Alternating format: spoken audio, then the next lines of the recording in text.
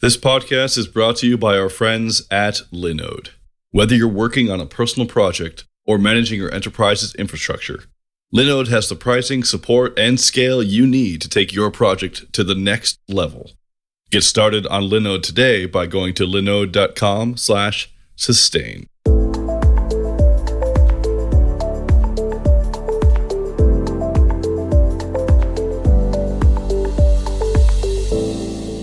Hello, and welcome to Sustain, the podcast where we talk about sustaining open source, whatever that means in the long haul. Today, we have three other panelists besides moi. I'm Richard. Hello. And then we have Justin. Hi, everyone. How are you? And we have Eric Berry. Howdy, y'all. And we have Gunner. Hey, friends.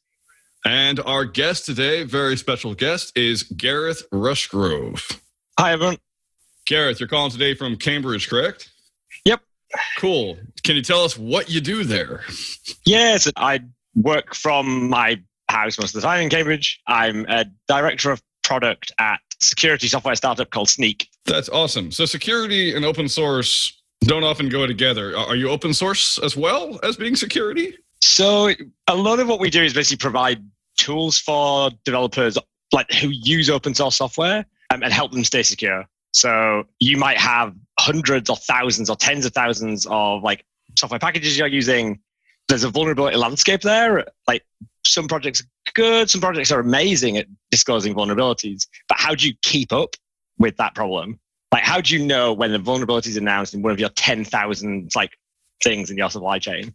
And we help with that problem and a bunch of other related like developer problems around security. This problem seems fairly new in the industry, and I've been going to GitHub Universe. This is my third year recently. And it was interesting because the floor of GitHub Universe, where the sponsors were, I'd say about a third of them were similar products. At what point do you think the collective community decided that we need to start digging into security holes within our software? Like, where do you think that started? I think it's been one of those bits which is sort of a subset of the open source community is talked about for a long time and like tried to get other people interested. I think for me it's two things. One is just the continuing like open source adoption in larger and larger companies and organizations. So I back a couple of jobs, worked for the UK government on a bunch of like, I was a civil servant, I worked for the government, I did a bunch of things related to security services. And security was fundamentally part of like how they approached building and maintaining services. Open source was new to them.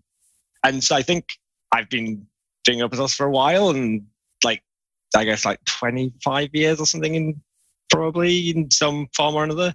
It's easy to remember that like, it's rather easy to forget that not everyone is using open source yet, even though it feels like it, but a lot more people are using open source today than 25 years ago. So I think it's just like that partly. I would say the other part is like the collective developer industry is getting like with sort of conferences or social media or podcasts better at talking about the like what we do. It's a super new industry. It's a super new like sort of craft. And like all of these conversations we're having now are just like about improving that craft. And I think security is something that like is sort of riding that zeitgeist. Is security a passion of yours? Did you join the company because that's what you love, or is it more along the open source line, or maybe both? So I've known Snyk's like 4 years old. I've known Guy from when he sort of set it up. It's an odd confluence of all the things that I'm interested in. I'm like background as a software developer, still contribute to a load of open source projects. I'm interested in like organizations that are growing quickly. I'm interested in like open source and commercial open source things around that. I'm interested in developer audiences and have experience there. I'm interested in security and worked in security a little bit as like previous roles. And so it was the combination for me of like a load of things that I liked. So you mentioned Guy, which for those who don't know is Guypod, and I can't pronounce his last name, so that's why. What is it? Yep, Guy Podjarney. Guypod or Guypod on the internet generally. Yes. So he was at Akamai. Were you at Akamai with him? Nope. No, we've got a few folks who are at Akamai. So my background, and like most recently sort of dotted with open source bits and pieces. So I was at Docker for a little while. I was at Puppet for 3-4 years. On the engineering side on one, product on the other. And before that, I worked for the UK government for, again, 4 years or so, as a technical architect, basically. I focused on like infrastructure and operations and security, and did all sorts of different weird and wonderful things. Got it. And yeah, just to add more context, so Guypod is like, with him and Steve Souders, they kind of like created the web performance movement. Obviously, there's other key figures in this, but Guy was at Velocity, always speaking about new things. Did he work with Steve Souders at Yahoo, or was it? I don't think so. I originally met Guy and Steve through Velocity. So Velocity then turned into, it merged with another conference. Velocity originally, for those that I didn't get to go as when it was Velocity, was this really interesting mix of basically web performance and performance engineering and basically infrastructure and operations. That sort of predated, or was very early in that sort of DevOps sort of movement. Like, sysadmins and infrastructure people were talking about modern operations before that banner arrived, but there were very few events around that really were infrastructure engineering bits. There were a few of those. Velocity was one of those bits, but it was super interesting. She had these combinations of folks. Some people just went to things on performance, but the crossover talks were really interesting. Yeah, then they sort of reorganized them around more specific sort of individual bits. Yeah, if you were in the CDN industry, everyone, that was the conference to go to. And I loved going to his talks because obviously he'd written books about performance, and we all at Max CDN, we all had Steve Souders books and Guypod books, and we just slept, dreamt web performance. So it's really cool. You get to work with a legend, so to speak. We've got a bunch of good people. So one of the things I'm curious about, to bring it back to Snyk for a bit, is you guys have 400,000 users on the website, apparently. By the way, it's SNYK for anyone listening. Yeah. And you also say that you have 3 times more vulnerabilities than a public database. Could you clarify me on that? So what we do is we aggregate a load of public data sets. So like CVE, NVD, there's a bunch of others across all the different sorts of software ecosystems, so Java or Ruby or Python or whatever. We also do a bunch of basically proprietary security research. So we've got security analysts who are analyzing projects. And obviously when we find one of those issues, we know about it, it's in our database, benefits our users. So and some of those are commercial customers, some of those are open source projects, and it's free for open source. But we also basically help projects do proper disclosure. So one of the most recent ones was in a uncompression library in Java, and what became this zip slip vulnerability. And actually it turned out that project was used by loads of other projects. And so we approached the maintainer, who was actually, interestingly, quite surprised at just how prevalent the thing he'd written was, because it just worked. It was perfect. It did this one thing. It wasn't something that was in the standard library. And it turns out his API was way better and everyone used it. But there was a vulnerability in it. And basically we helped him do proper disclosure and getting a CVE number, whereas we just bridged that gap between often open source projects. We talk about projects, but sometimes that's just an individual. Yep. And they probably don't have a security disclosure process and sort of communication channels into private security things. And so we just help bridge that gap a bit. But yes, in proprietary research, we do a lot of sort of crowdsourcing and sort of data analysis, machine learning type bits. So I'm really curious about this one example, because this guy had a vulnerability. He had an open source project, which was used everywhere, which you probably didn't expect. And you came in and said, hey, you have a vulnerability, and then you helped him out. Who paid for his time? And who paid for your time for this project? So, and fundamentally, that's what and part of our value to our commercial customers. So we sell Snyk as a service to a whole bunch of customers. one of the things that they really like about us is, we can make really nice developer tools that developers on work use, but we're also security domain experts. Like I sit somewhere in the middle of that, and the other two co-founders, for example, so Guy was one of them, Asaf and Danny. Their domain expertise is like deep security backgrounds. So people in the I think you said Guy's like famous in the web performance space. Danny's team regularly wins like international level capture the flag security contests. He's the most unassuming person, but that we've just got that level of domain knowledge, and we use that to do a lot of security research and combine that with the developer tools. And that's like a sort of unique thing. Yeah, that's awesome. I mean, what I love about that is it seems like it's outsourcing the security for individual open source projects that might otherwise have issues. I mean, we all know about Heartbleed. That was, the entire web was using it, and there were just two guys in Germany who weren't paid a lot, who were basically volunteer. Yep. And so if you come in on behalf of commercial interests and help out, then that means that they don't necessarily have to worry about it until it happens. I think it's a lot of that's about Heartbleed's a good example and a bad example in that earth-shattering vulnerability, it gets a website, it gets a logo, it gets everyone has heard of that. Most vulnerabilities don't get a website and a logo, and they might not be as bad as something like Shellshock or Heartbleed or whatever, but that doesn't mean you don't get compromised based on them. The Equifax sort of hack was based on an out-of-date open source dependency. So it's a threat vector that companies are getting more they see these things happening and want to have a mechanism and process in place. And again, we're sort of an outsourced part of that. Yeah, a lot of it that is as well. We want the whole ecosystem to be more secure. So yes, there's commercial interest, but there's also ultimately, if open source ultimately picks up too much of a open source is insecure. Again, that was FUD that was used against open source and is still used against open source. Fundamentally, we want the open source ecosystem to be more secure.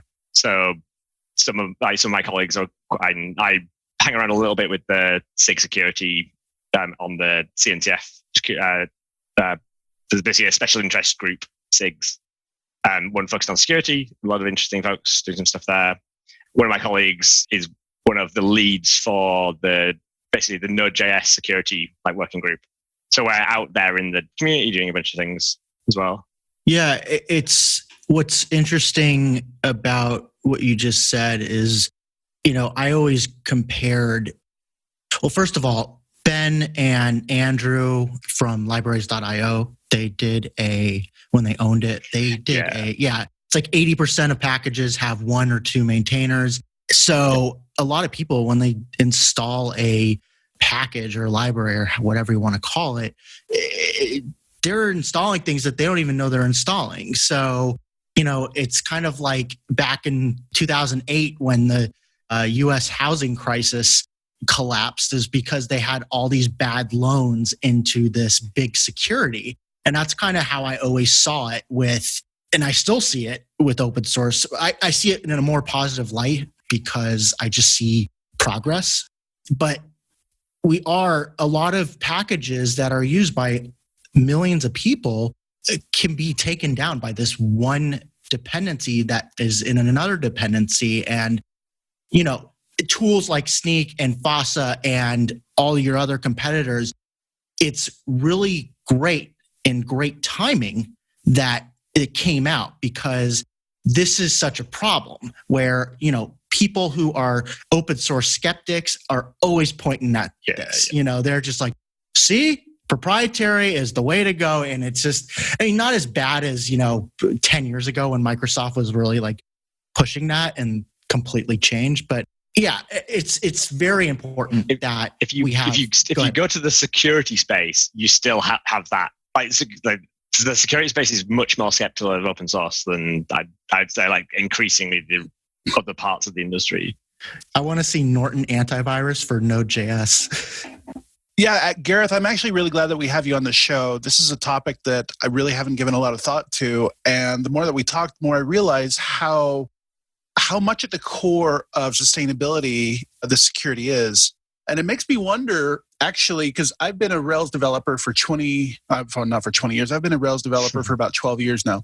And it seems like there are vulnerability patches all the time. And I don't think that it's definitely not, only Rails or maybe the gems that we're using, but it might be a whole bunch of stuff. Is the choice of using open source actually a big liability for companies solely because those vulnerabilities are made public prior to people patching? If that's the case, how do we solve that? And an afterthought tool where, it's watching you, it just seems like that's such a huge hole that does impact business decisions. What are your thoughts on that? Yeah, I think it's, so I remember some really good conversations with some of the release engineering team at Puppet, and who had it was a company as well as the open source project, but they had a really thorough process around like vulnerability disclosure, and we even basically reported vulnerabilities from dependencies, which most people don't do, even though that they would be the things that like most of 80% of that stuff of your application arbitrarily is transitive dependencies, third-party code. So the release engineering team at Puppet were like really into this topic. And again, like when you have these companies around projects, it's sort of easy.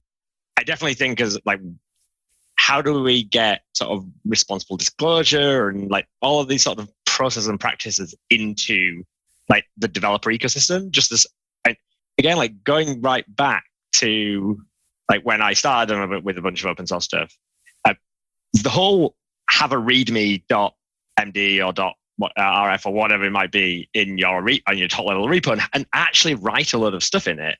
That wasn't the case. Like there was a bunch of code and you could, and there may or may not be a make file and everything else was, work it out. Apart from like the exceptional projects. Now, even just that thing you hacked up last night as a sort of an example of something, you probably has a README.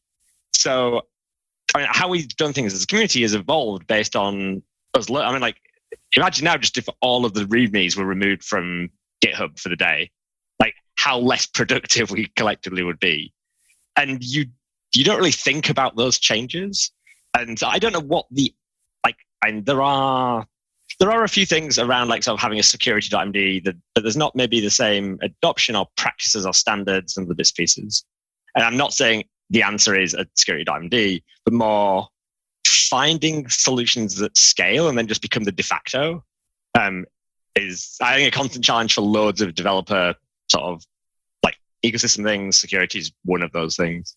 Hey, this is Gunner. You were going in a direction I wanted to ask you about. This is a podcast on sustainability of open source. And I guess there's two ways to ask the question. The open-ended way is there a longer list of things you wish open source projects would proactively do to be better members of ecosystems vis-a-vis security? And put more succinctly, are there checklists or places to go for best practices beyond the readme.md? Where would you point people for the self-audit that makes them less of an attack surface? So there's two parts to that, I think. One is open source sustainability from the point of view of consumers. We want enough consumer confidence that, like, if you're a user of an open source project, you have the information to make the right decisions about vulnerabilities. But I'm an open source maintainer, and I've absolutely burnt myself out a couple of times probably on launching projects and having a life and a day job and the demands of having a lot of users use something.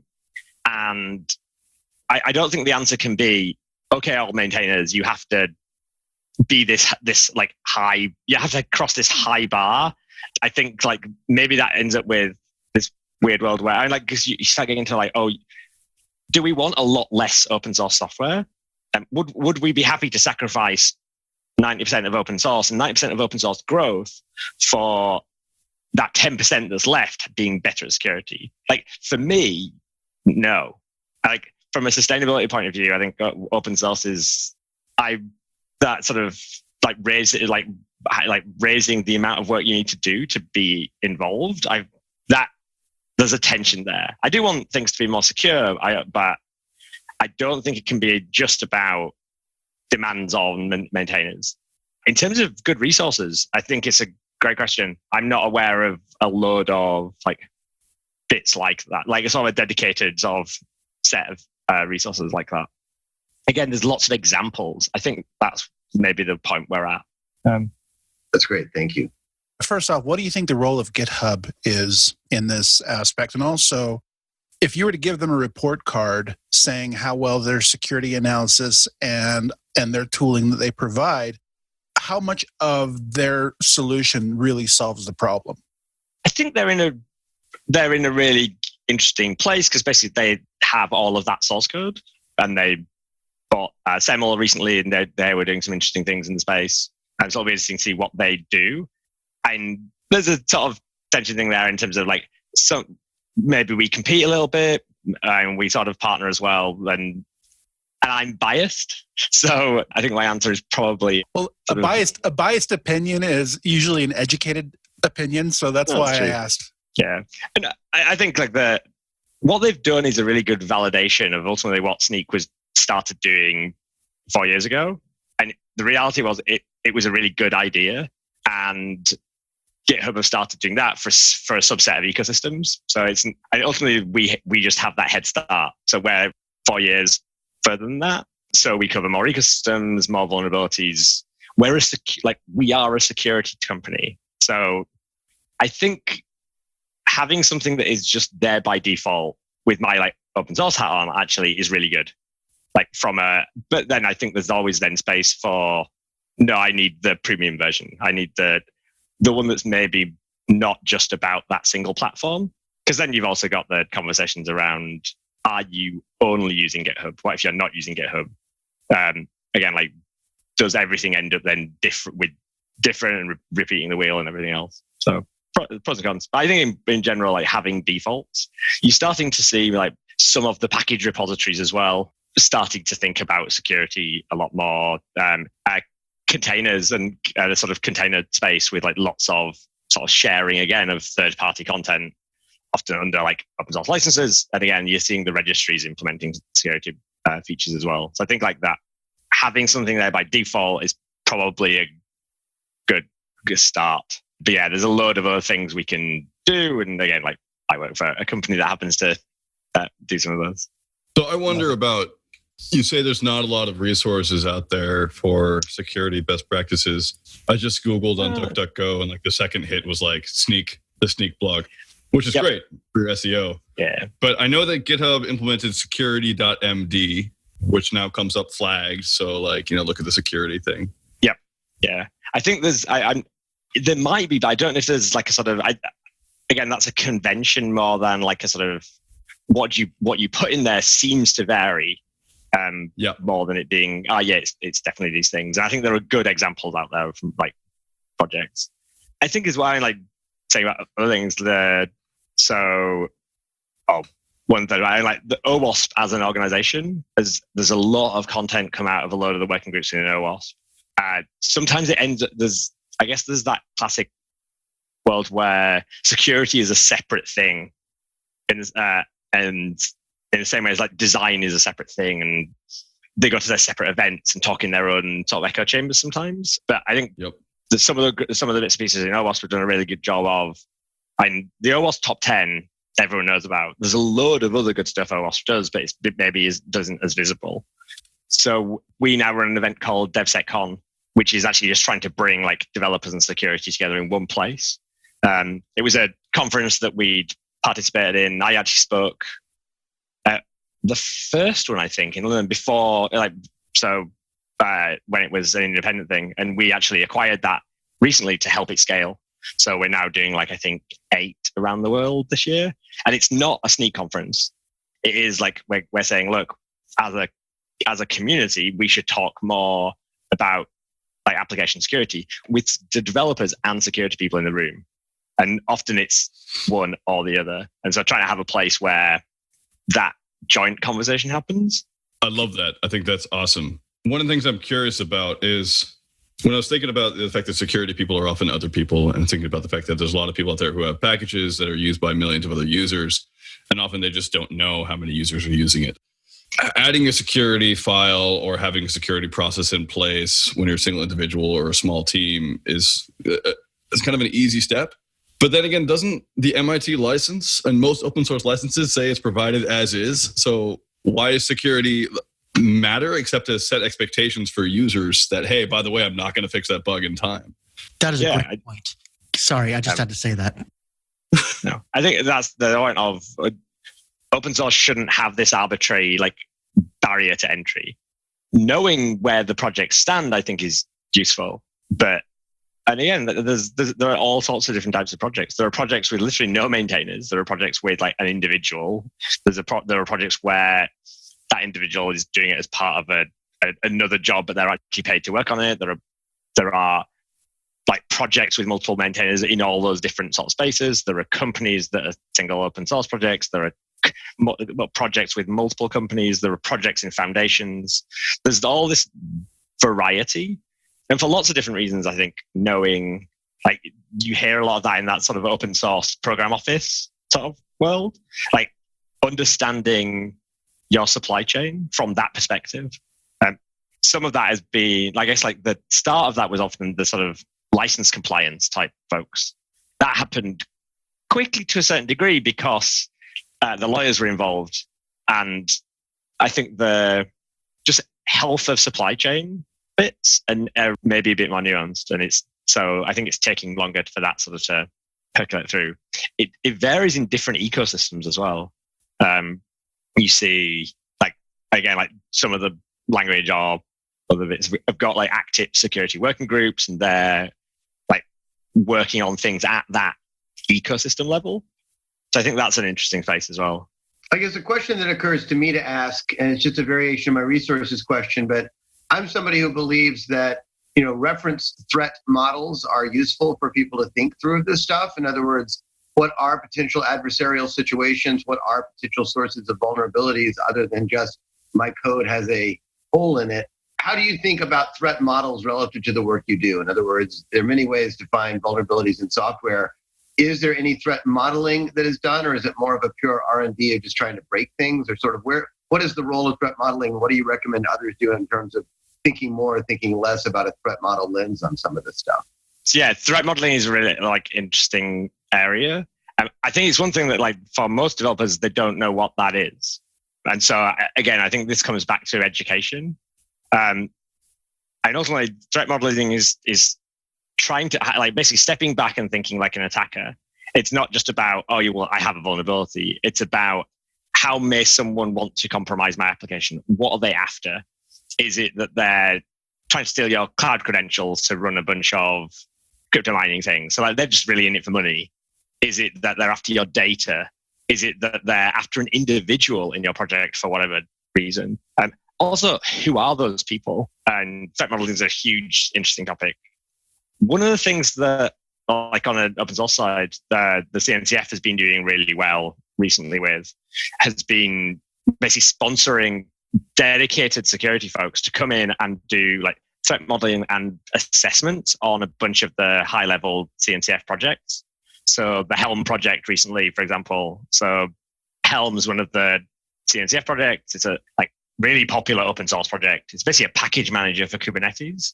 And as part of the Helm 3 release that they did at the end of last year, they also did basically dedicated security research, identified basically issues in process, issues in coding styles or standards, issues in how the project worked, and did it have they found some vulnerabilities. And again, the project went through that process then of fixing them, disclosing them, and then released the report. So that's all. And security sometimes has those, I think we touched on it earlier, where sometimes you want it to be private to start with.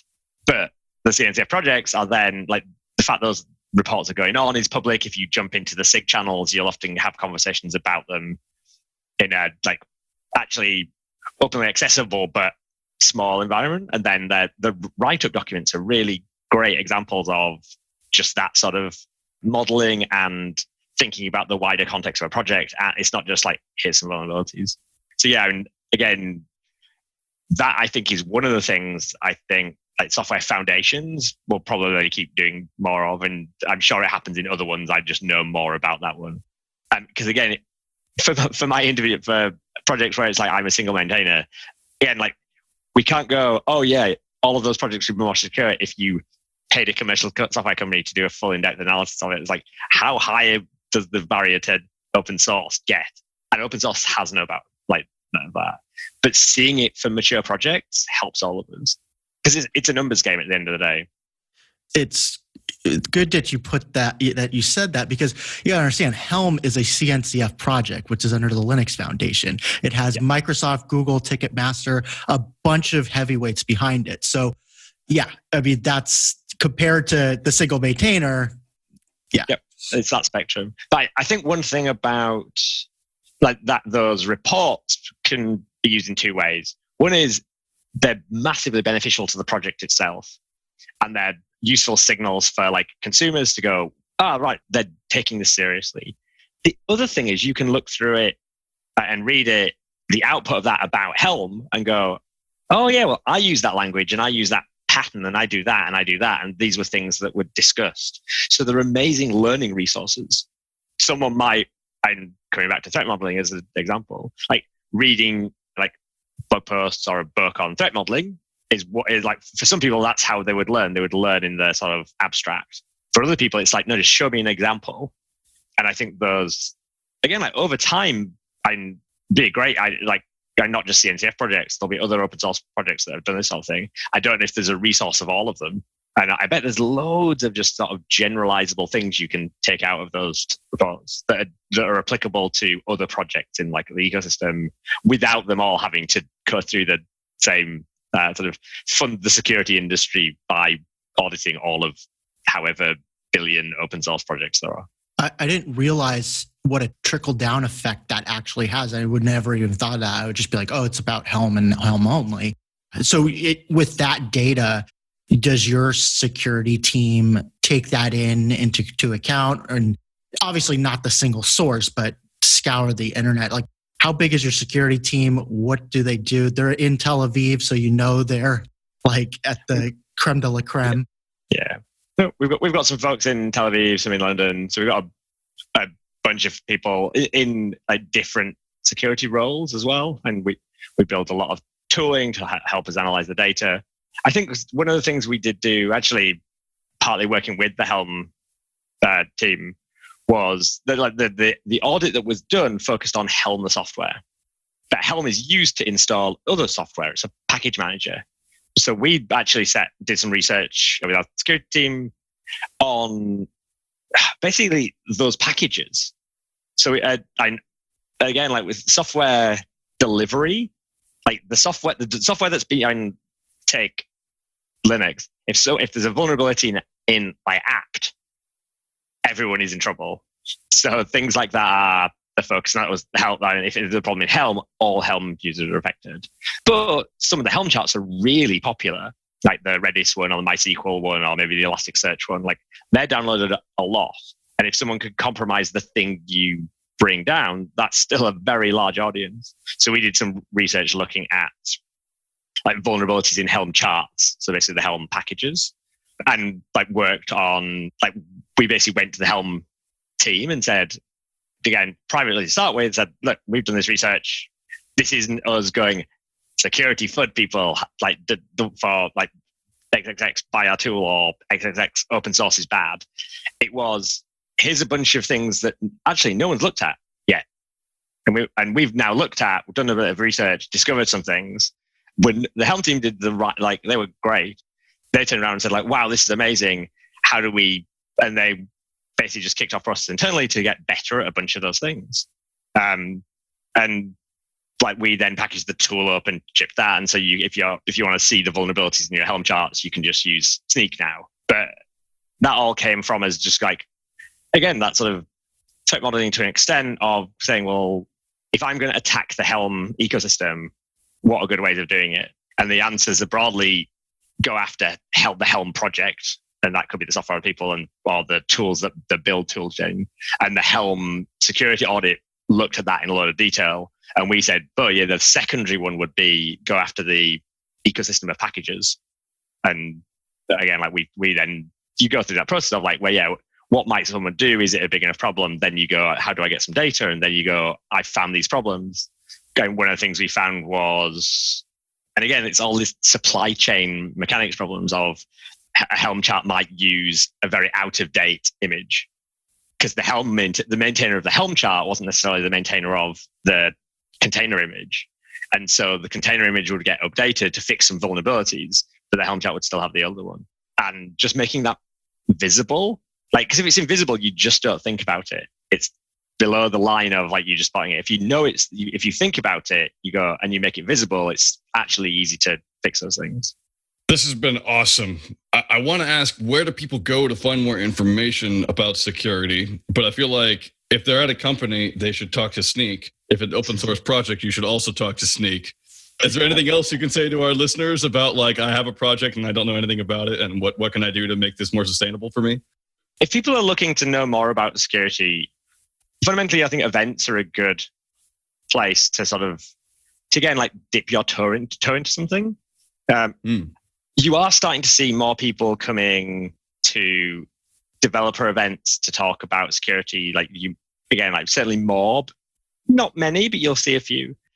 If you're really interested, go find a security event. Like there'll be a software security, an application security event in your, like, wherever you are, probably, like, might be small. Go along and be like, there's that weird thing of going along to events where you're not an expert in the thing that's there, but you're interested. And two things happen. One is you get a unique superpower of, like, the things you know, probably not the things that everyone else knows. And so, whereas you can talk to, like, even if there's 10 people there and the 9 other people are like security people, you can talk to all of them and they can only talk to you about that thing. So you get this weird sort of learning really quickly effect because everything is new. And you go, and so I think events are good. And security podcasts, there's like bunch of them. So we're doing like the Secure Developer podcast. It's actually with Guy. So Guy talks to people, and some of it's talking to individual developers who've not come from a security background. Sometimes it's talking to like security luminaries, like CISOs of like really large organizations with like interesting things to say. And it covers the gamut of like deep technical stuff to the business problems of cybersecurity. I love the idea of going to conferences, which you're not familiar with, including security conferences. It's really interesting. And not just for security, just for like any topic.